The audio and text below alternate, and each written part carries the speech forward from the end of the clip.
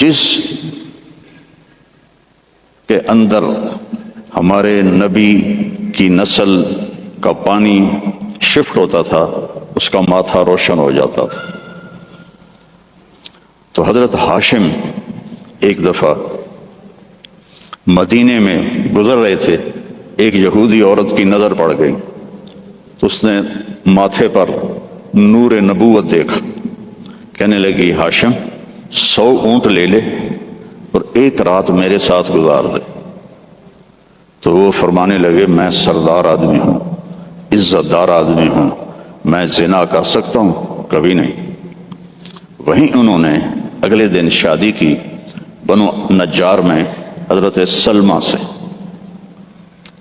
2-3 دن گزرے تو بازار میں جا رہے تھے تو وہ یہودی عورت سامنے سے آ رہی تھی، تو اس کو روک لیا، فرمایا تو مجھے گناہ کی دعوت دے رہی تھی، شادی کر لے۔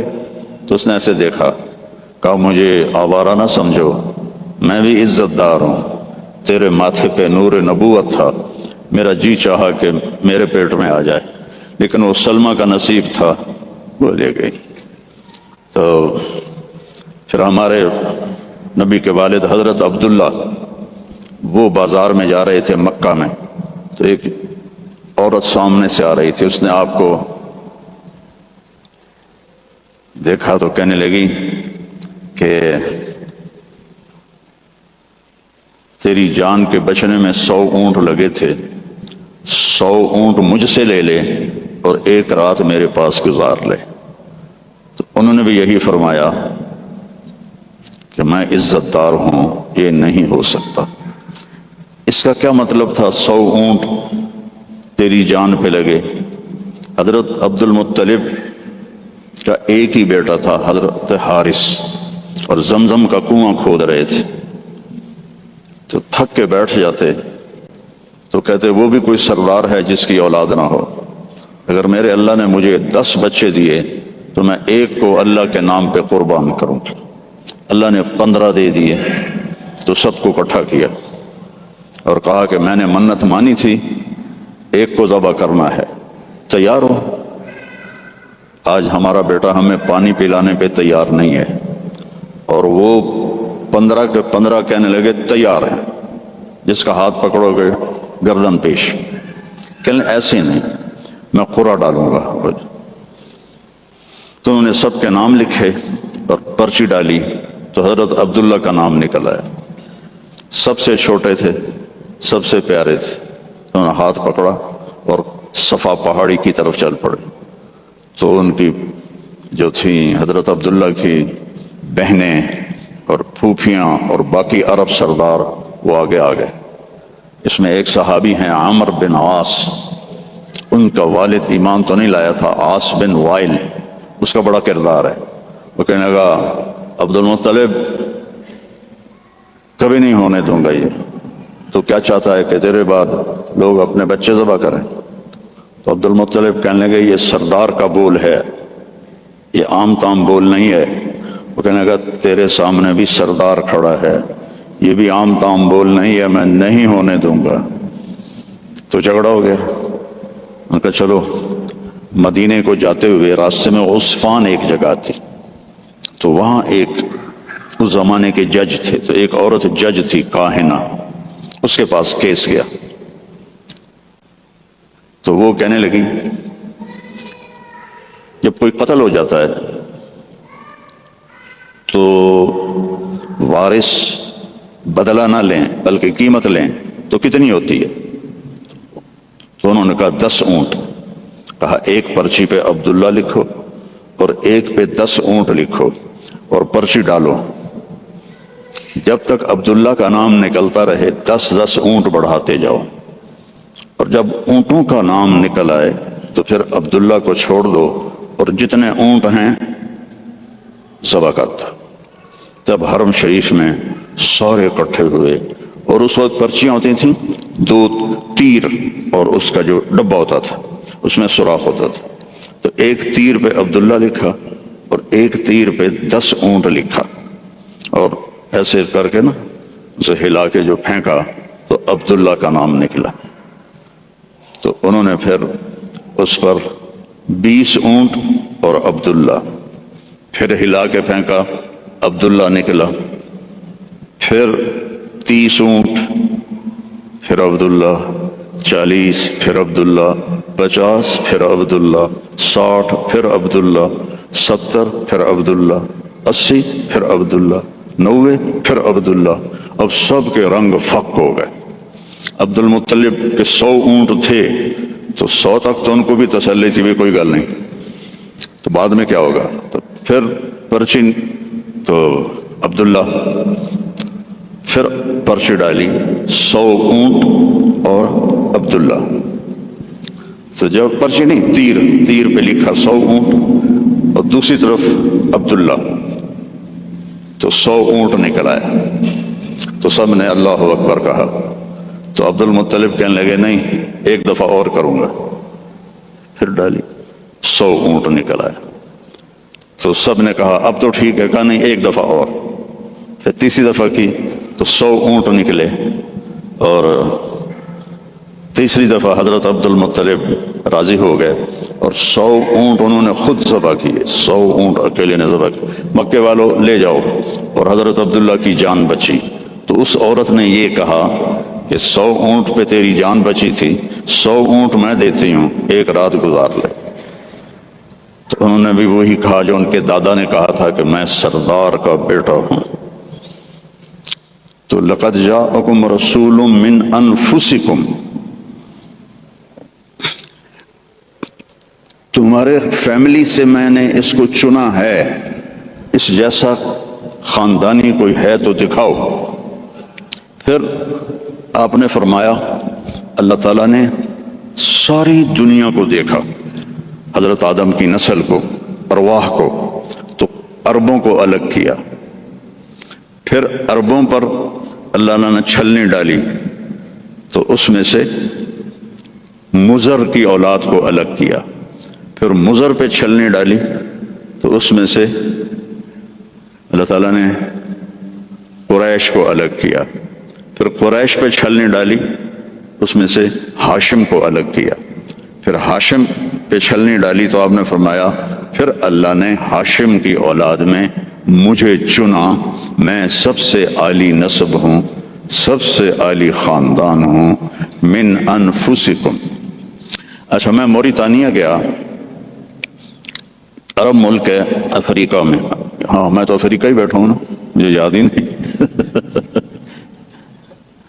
تو غریب ملک ہے، مالکی مذہب ہے وہاں. وہ اس آیت کو پڑھتے ہیں لقد جاءکم رسول من انفسکم.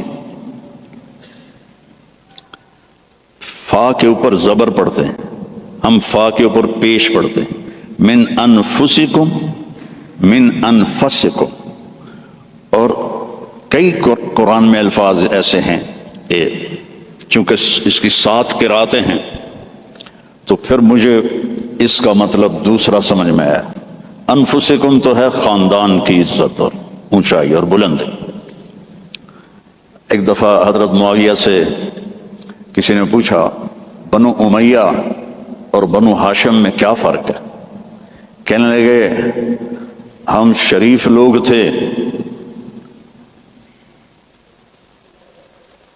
اور ہاشم شریفوں کا سردار تھا. پھر ہم شریف لوگ تھے اور عبد المطلب شریفوں کا سردار تھا. پھر ہم شریف لوگ تھے اور ابو طالب شریفوں کے سردار تھے.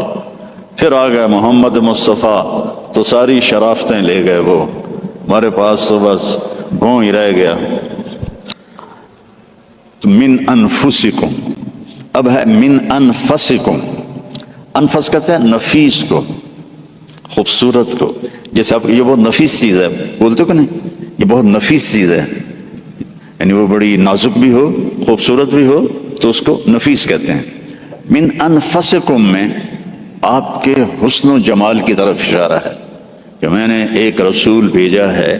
عربوں کا رنگ سانولا ہوتا ہے، عربوں کا رنگ ایز اے ہول یا کالا ہوتا ہے یا سانولا یعنی بلیکش، فیئر نہیں ہوتا.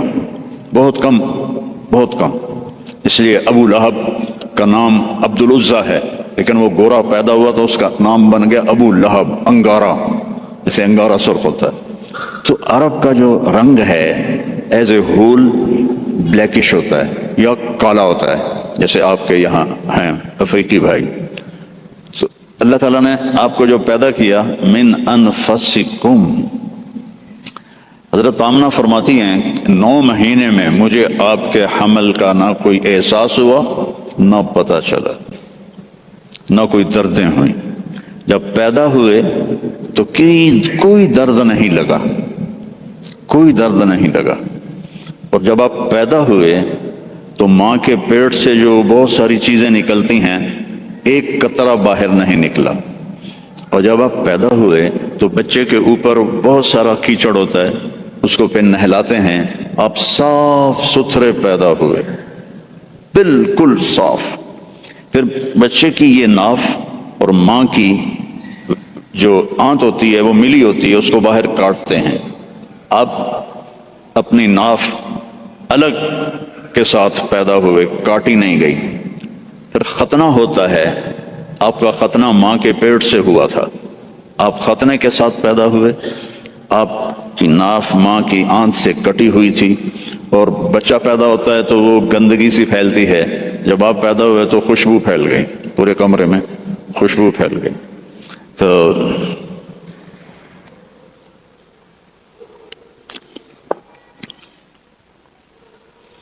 اب وہ آپ کی جو دائی تھی وہ حیران ہو کے دیکھ رہی تھی کہ یہ کیسا بچہ ہے. تو اسی حیرت میں ان کو حضرت آمنہ کے پہلو میں لیٹایا. یہ بچہ کتنی عمر کا ہے؟ 15 منٹ، 20 منٹ، آدھا گھنٹہ. تو آپ ایسے لیٹے ہوئے ہیں، ایک دم کروٹ بدلی، جیسے مضبوط آدمی کروٹ بدلتا ہے. ٹھیک ہے، اٹھاؤ نا اس کو.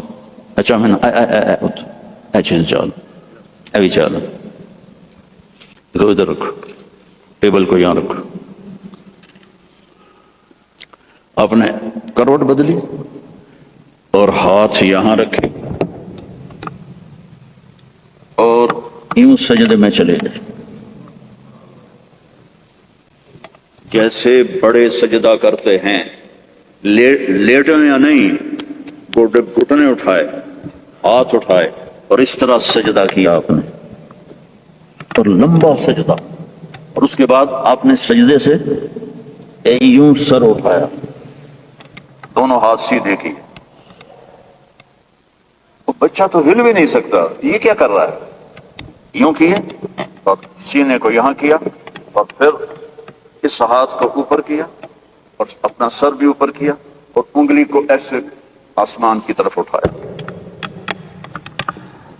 کیا پیغام دیا؟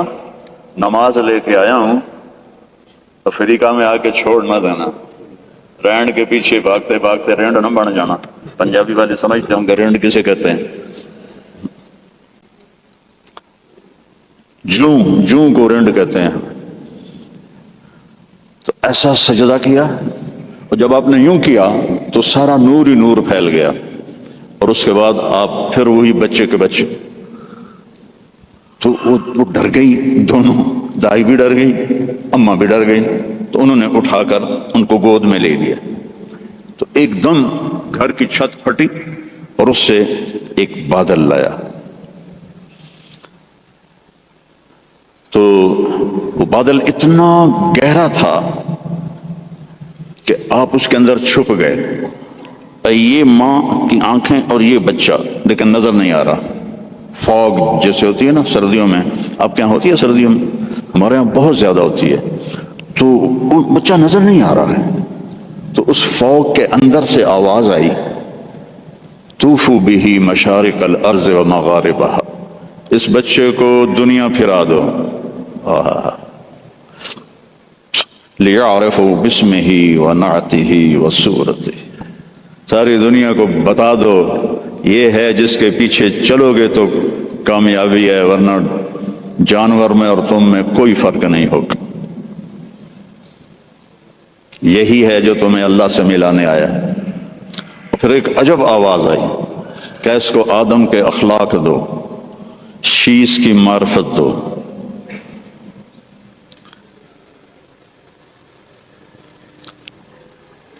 اسے ابراہیم کی قربانی دو، اسے عیسیٰ کی شجاعت دو، اسے اسماعیل کی، اسے ابراہیم کی دوستی دو، خلیل اللہ، اسماعیل کی قربانی دو، چھری چلوائی، صالح کی فصاحت دو، لوط کی حکمت دو، اسحاق کی رضا دو، یوسف کا حسن دو، موسیٰ کی شدت دو، یوشع کا جہاد دو، دانیال کی محبت دو، الیاس کا وقار دو،